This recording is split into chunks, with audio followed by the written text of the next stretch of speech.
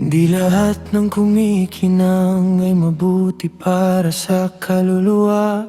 May mga bagay na akala kong okay, pero unti-unti pala akong naubos sa dami ng voices sa paligid.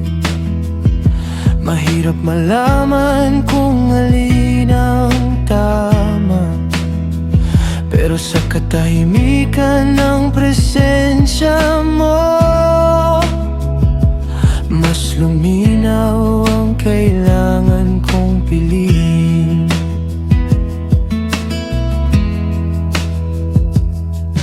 Turuan mo akong umiwas sa mga bagay na sisira lang sa akin. Hindi dahil bawal lahat, kundi dahil mahalaga ang puso ko.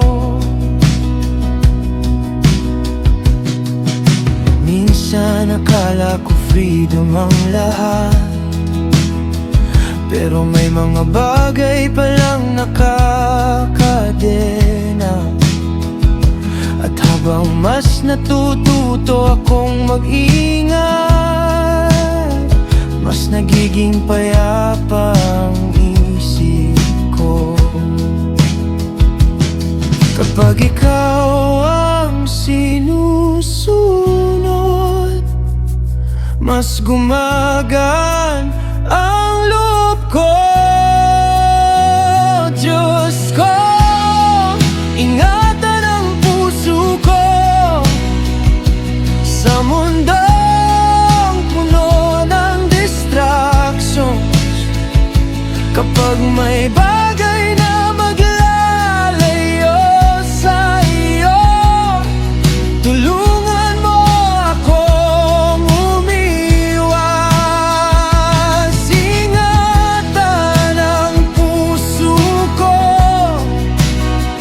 at linisin ang isip ko sa bawat bagay na pinapapasok ko. Ikaw pa rin ang pipiliin.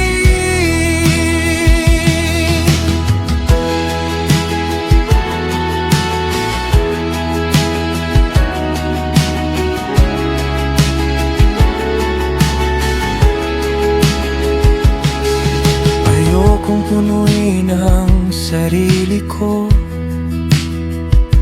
ng mga bagay na walang kapayapaan.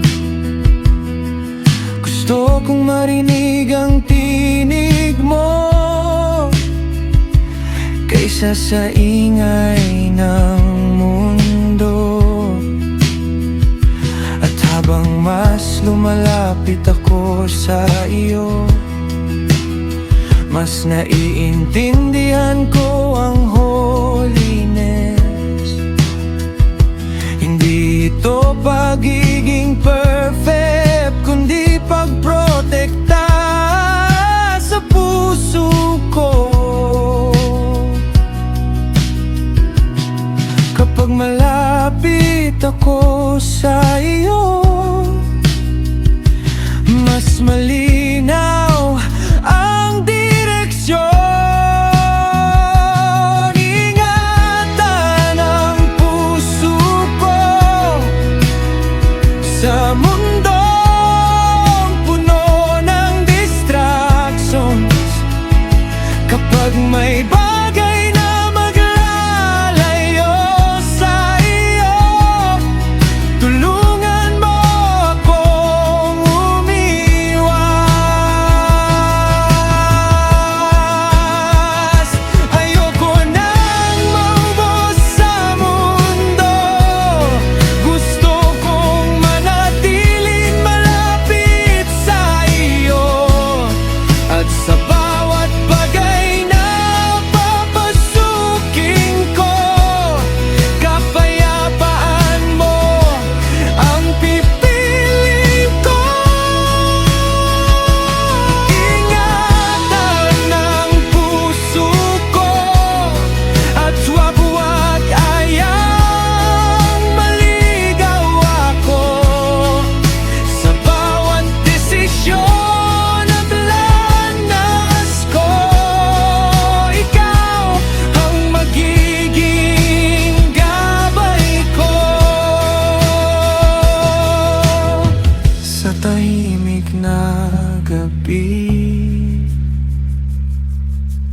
puso ko'y nasa iyo.